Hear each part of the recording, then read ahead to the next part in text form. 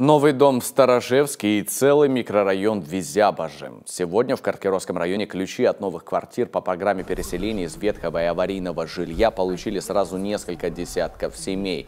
Всего за время действия программы в муниципалитете построили уже больше 3 десятков новостроек.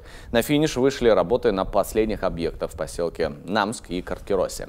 И чиновники, и сами жители района надеются на то, что программа переселения будет продлена. Здесь еще необходимо расселить около 200 ветхих деревяшек.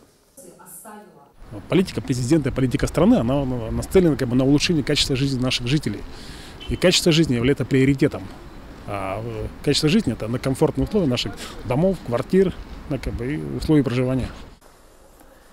На объектах, которые возводили в рамках последних этапов программы переселения, работали в основном местные подрядчики. А значит, привлекать их в случае необходимости к гарантийным работам будет намного проще, чем искать фирмы с пропиской в другом регионе, уверены в местной администрации.